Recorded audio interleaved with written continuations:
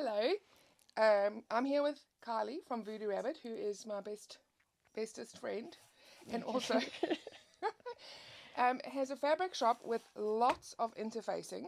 And I have decided to do a quick video to find out what will be the best interfacing to use for keepsake bears. So, as you all know, this is Melody Memory Bear, and this is the keepsake. Let's show his little face. Keep Me Keepsake Bear. These are made out of fabrics from Kylie's shop, obviously. Woven fabrics, they all behave the same way, but when most people are making these out of clothing, the clothing can stretch in different directions and it can stretch in different amounts, and you can end up with a wonky, bulgy bear. So you would line it with interfacing, and there are various kinds. So I'm going to hand you over. You hand the bear to me. I'm going to hand you over to Kylie because she's the expert, and she's going to tell us about what interfacing is going to be best for lining these bears. Okay. Over to you, baby. Okay, thank you. I just made one for my niece, and I had a bunch of her little baby onesies. So I actually did try a couple of these, and I'll just go through. Start with what's the best.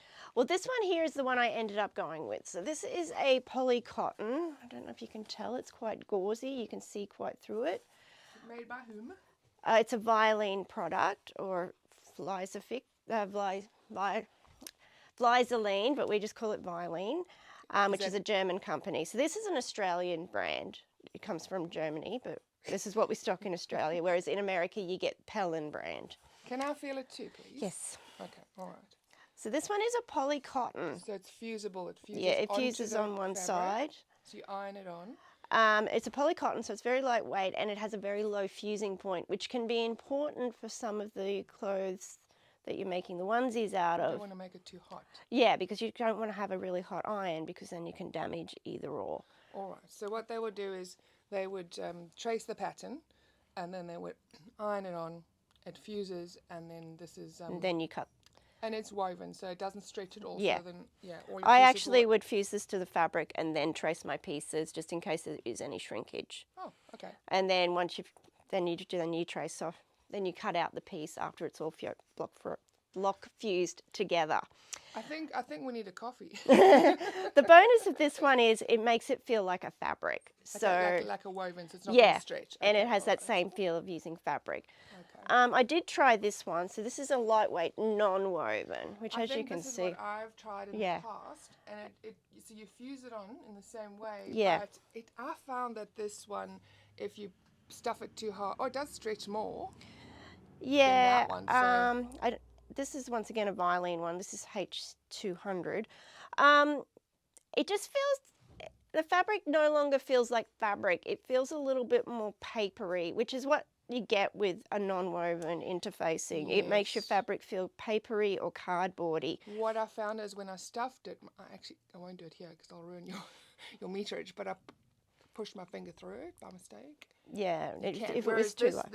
That one you're not going to push your finger through. Woven, the polycotton much more firm. So this would be first prize. What is this? What's its number?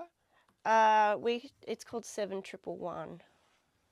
Right. And it's just a fusible, that one. This one is another option. This one is a little bit heavier, so maybe if your clothes were a little lightweight, and you wanted to give it a little bit more structure. I like this is 100% cotton. This is a G700 Vilene. Yeah, I think this would be my first choice. It will make them a little bit thicker than that one, so it just depends. Sometimes like baby clothes are very flimsy. Yeah, that's what I mean. If you're using very flimsy, you might want to go this. Stretchy, yeah. But it does have a slightly higher fusing point than that one, so you just have to take that into it. Yeah. Right. So you just have to do tests first before going for it, because some of these clothes are very precious. It as well, please? Yes. All right. So this one, this won't stretch. So once you've got it ironed on, your stretchy fabric will act like a woven non-stretch fabric. So then you're going to have a very uniform shape of your bear. So and for Americans, this is probably equivalent to your SF101 Pellin interfacing. Okay, so they're the three. And one more thing. Okay. Sorry, do you have anything anymore? No, that's it for interfacing. The rest of these are for bag making. And clothing making. Clothing making, a lot of bag hardware.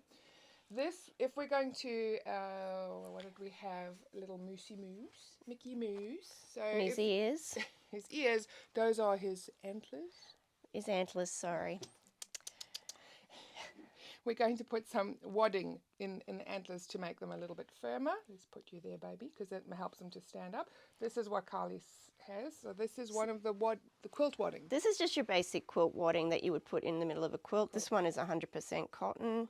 It's quite thin, so it does give it structure, and if need be, you can always double it up if you feel that you need a little bit possibly thicker. Just one, unless, Or alternatively, this is another product that is available quite easily in Australia, is H640, which is a synthetic wadding. This is also fusible, so you could fuse it to one side before you turned it out if you wanted to.